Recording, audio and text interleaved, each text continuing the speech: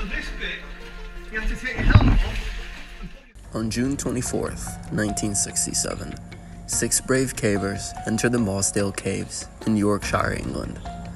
Led by Dave Adamson, they were on a mission to explore and map the dangerous underground tunnels. They had no idea their adventure would end in tragedy and all of them would die. How exactly did it happen? This is all about the Mossdale Cave tragedy. The Mossdale Caves are known for being some of the toughest in England. They're full of narrow passages, tight squeezes, and underwater sections. Most people wouldn't even think about going there, but for Dave Adamson and his friends, it was an exciting challenge. Dave is 26 years old and loved caving. He knew the Mossdale system better than anyone else. His friend Jeff Boothroyd was 24 years old and also very experienced.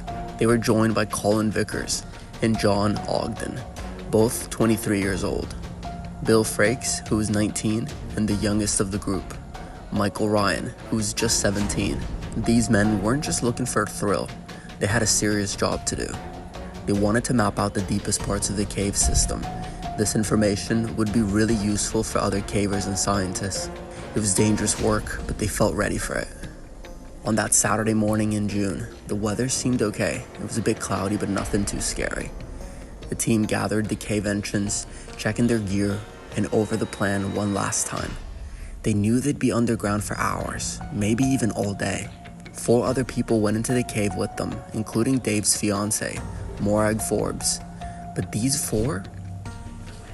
four weren't planning to go as deep or stay as long. They were there for shorter exploration, while Dave and the others did the serious work. As they entered the cave, the world around them changed. The daylight faded away, replaced by the beams from their headlamps. The air got cooler and damper, and they could hear water dripping and flowing all around them.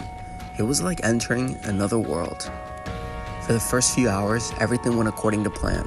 The 4 casual explorers, including Morag, turned back as planned. They left the cave around 5 p.m., tired but happy. Dave and his 5 companions pressed on, heading deeper into the cave system. Let's talk about what makes the Mossdale so tough. There's a part of the cave called the Far Marathon Passage. Imagine crawling through a tunnel barely bigger than your body for 900 feet. That's as long as 3 football fields. You can't turn around, you can't sit up, you just have to keep on pushing forward. The Far Marathon is only 18 inches high and 12 inches wide in some places. That's about the size of a small computer screen. You have to squeeze through with your arms in front of you, using your fingers and toes to pull yourself along. It's dark, it's wet, and it's scary. But for experienced cavers like Dave and his team, it was all part of the adventure. As the 6 men reached the Far Marathon, they knew that the real work was about to begin. They had to crawl through the tiny space, carrying their equipment with them. It would take at least an hour to get through, and that's if everything went perfectly. Meanwhile, outside the cave, the weather was changing. The clouds that had seemed harmless in the morning were getting darker. Rain started to fall, and at first, it was just a drizzle, but soon it turned into a heavy downpour. Underground, Dave and his team didn't know about the rain, but they did start to notice something worrying. The small streams of water that usually ran through the cave were getting bigger. The ground was getting wetter. Still, they pressed on. They had a job to do, and they were determined to do it. As they reached the end of the Far Marathon, they came to a slightly larger space. Here they could almost stand up. They took a breather and discussed what to do next. The water levels were definitely rising, but they weren't in immediate danger. Dave, with all his experience, felt that they could go a bit further. But nature had other plans. The rain outside was turning into a massive storm. Water was pouring into the cave system faster than anyone could have predicted. Deep underground, the 6 cavers suddenly realized that they were in serious trouble.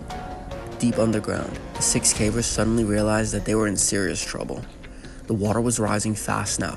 What had been small streams were turning into rushing torrents. The noise was deafening. Dave knew that they had to get out, and fast. But there was a problem. To get out, they'd have to go back through the Far Marathon Passage. And now that tiny tunnel was filling with water. Imagine the fear they must have felt. They were trapped deep underground with water rising all around them. Their only way out was through a tunnel barely big enough for their bodies, and now that tunnel was flooding. Dave made a quick decision. They had to try to get through the far marathon before it completely flooded. It was their only choice, so with water swirling around their feet, they started the long crawl back. Jeff and Michael went first. They squeezed into the narrow passage, trying to move as fast as they could, but it was hard. The water was pushing against them, making every movement a struggle. They could feel the water rising inch by inch. Behind them, Dave, Colin, and John. Behind them, Dave, Colin, John, and Bill waited for their return. The water was up to their waists now and rising fast. They knew that they had to move quickly, but they also knew that panicking would only make things worse. As Jeff and Michael pushed through the far marathon, they faced a terrifying situation. The water was rising faster than they could move. Soon it was up to their chests, and then their necks. They desperately looked for any crack or crevice where they could keep their faces above water. Back at the cave entrance, Morag had returned to check on the team, but she saw horrified her. The entrance was completely flooded. Where there had been a small opening, there was now a lake. She knew instantly that her fiancé and his friends were in terrible danger. Morag ran for help. She sprinted 3 miles to raise the alarm. Soon a massive rescue operation was underway, but the rescuers faced an impossible task. The cave entrance was completely blocked by water. There was no way in. Underground, the situation was desperate. Jeff and Michael were fighting for their lives in the flooded far marathon. Behind them, David led the others into the passage, hoping that they could somehow make it through. But the water was too strong, too fast. One by one, the 6 brave cavers lost their battle against the flood. Despite their skill, their experience, and their determination, they were no match for the power of nature. In the dark, narrow confines of the Mossdale cave, 6 lives were tragically cut short. Outside, rescuers worked tirelessly. They pumped water out of the cave entrance, hoping against that the cavers had found an air pocket somewhere. It took until Sunday afternoon before they could even enter the cave. What they found was heartbreaking. The bodies of Jeff and Michael were discovered first, wedged into a small crack where they had tried to escape the rising water. Over the next few days, the other bodies were found. John Ogden was the last to be discovered. 2 days later, he had managed to wedge himself so tightly into a crack that rescuers had passed by him several times before finding him. The Mossdale cave tragedy shocked the caving community and the whole country. These were experienced, careful cavers. They had done everything right, but sometimes nature is just too powerful. After the tragedy, the cave was closed. It became the final resting place for Dave, Jeff, Colin, John, Bill, and Michael. In 1970, friends of the cavers entered the sealed cave to move the bodies to a higher chamber. They named this chamber the Sanctuary, a quiet tribute to 6 brave men who lost their lives doing what they loved. The Mossdale cave tragedy reminds us of nature's unpredictable power. 6 brave men lost their lives that day. Their passion for exploration cut tragically short. What if they had checked the weather more carefully? Or if they had set up an early warning system for rising water levels? Perhaps if they had established a safer route for retreat, this tragedy could have been avoided. Their story teaches us the importance of respecting nature and prioritizing safety in all of our adventures. If you found this story interesting and want to hear more tales of bravery, tragedy, and the human spirit, please subscribe to our channel. Just click the subscribe button below.